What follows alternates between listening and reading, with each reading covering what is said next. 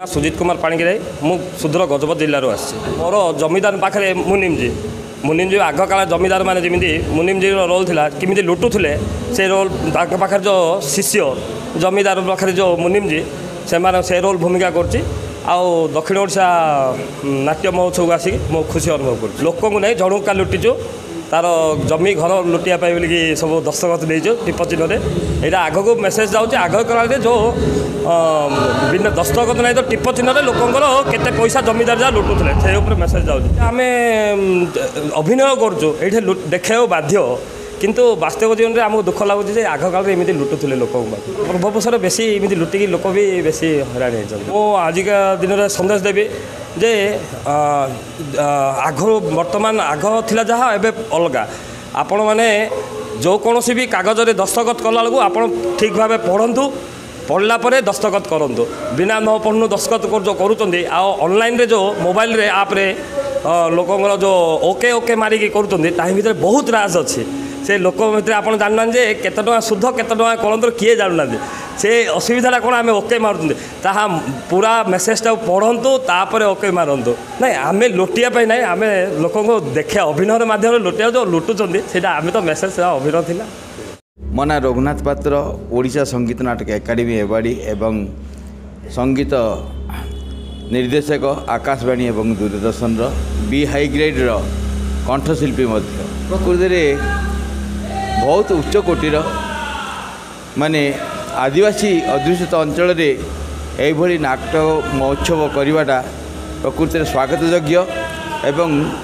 मु जो 2 दिन है मुझा आसी पाड़ाखुंडी गोटे सांस्कृतिक एवं नाट्य क्षेत्र में आगु बहुत सुनाम अर्जन करथिला से अंचल आसी 2 दिन है देखुची मैंने बहुत सुंदर भाव परिचालना करुँच समस्तर युवगोष्ठी एवं माने वरिष्ठ लोक मैंने जो भाई आयोजन कर निश्चित भाव स्वागत योग्य ये अंचल में करवाटा मु तो मोर जीवन में मुझे अभिनय करनी मुझे जन संगीत निर्देशक स्वीकृतिप्राप्त संगीत निर्देशक किंतु आज छोटिया अभिनय मत करने जो मो जीवन प्रथम मंच यहाँ अभिनय करने आज तेणुक बहुत आनंदित प्रकृति युवगोष्ठी ए क्षेत्र में निश्चित अनुप्राणित हवा उचित जीवन में आम तो निजर गोटे कर्ममय जीवन अलगा एवं गोटे भल जीवन बचाई नाटक बा संगीत नृत्य एसबू निश्चित भाव दरकार नाटक नहीं निश्चित भाव माने गोटे गोटे भल माने आभास पाऊँ जे आगामी दिन में जो युव शिल्पी ये भाव उत्साहित हो नाटक परिवेषण कर निश्चित भाव नृत्य माने नाटक क्षेत्र में आग को भविष्य अच्छी महाराजा जयपुर महाराजा जो स्वप्न देखी आगामी दिन में ए अंचल से स्वप्न साकार करेंगे बोली मोर विश्वास। एम पृथ्वीराज मु क्रिएटिव आर्ट्स गजपतिर वाइस प्रेसिडेंट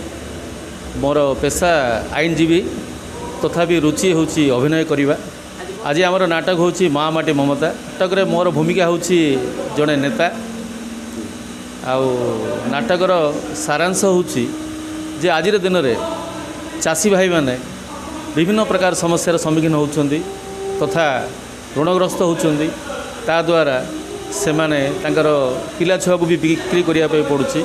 आउ घर द्वार छाड़ी दादन खटिया बाहर को भी जावाक पड़ुछि आउ विभिन्न समस्या जोड़ा अच्छी चाषी मानकर सेटा को ही आम उपस्थापना करछु आज नाटक रे प्राय सब वर्ष आमर यूथ फेस्टिवल रे आम भाग नौ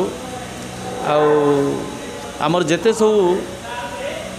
कंपटीशन हुए से भी आम भाग नहींचु आ खास करके आम आमर क्रिएटिव आर्ट्स आज को प्राय 12-14 वर्ष है आम सब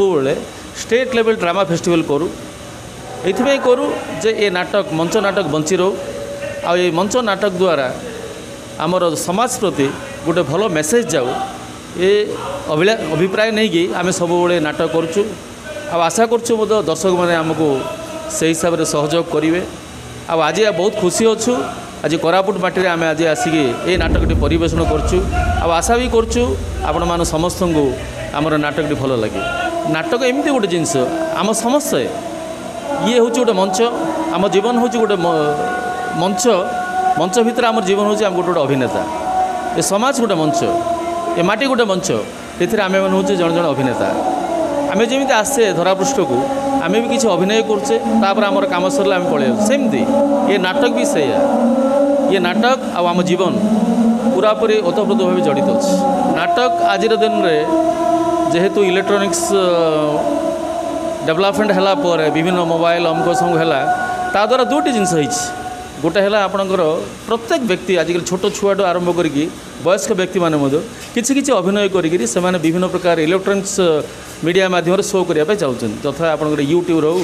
ଫେସବୁକ୍ରେ ହେଉ, ବିଭିନ୍ନ କଥା ସେମାନେ ସବୁ କରିକି ଯାଉଛନ୍ତି। ତାମାନେ ଏଇଠି ଜାଣିବାକୁ ପଡ଼ିବ ଯେ ସାଧାରଣତଃ ଲୋକମାନଙ୍କର କିଛି ଅଭିନୟ କରିବା ପାଇଁ ଆଗ୍ରହ ସୃଷ୍ଟି ହେଉଛି, ବଟ୍ ତଫାତଟା ଏଇଆ ହେଉଛି, ଏଇଟା ହେଉଛି ମଞ୍ଚ ନାଟକ, ସେଇଟା ହେଉଛି ଆପଣଙ୍କର ଇଲେକ୍ଟ୍ରୋନିକ୍ସ ମିଡ଼ିଆ ମାଧ୍ୟମରେ କରିବାଟା। କିନ୍ତୁ ରୁଚିଟା ସମସ୍ତଙ୍କର ରହୁଛି ନାଟକ କରିବା ପାଇଁ, ଆଉ ସମସ୍ତେ ଆନନ୍ଦିତ ବି ହୁଅନ୍ତି। ନାଟକ କରିବା ଦ୍ୱାରା ସମାଜର ଗୋଟେ ଭଲ ମେସେଜ୍ ବି ଯାଏ, ଆଉ ଏ ନାଟକ ଦ୍ୱାରା ଆପଣଙ୍କର ପ୍ରତ୍ୟେକ ଲୋକଙ୍କର ଜୀବନର ଡିସିପ୍ଲିନ୍ ବି କେମିତି ଆସିବ ତା ପାଇଁ ମଧ୍ୟ ଏ ନାଟକ ଦ୍ୱାରା କିଛି କରିହେବ, ଏହା ଆମର ଆଶା ଅଛି।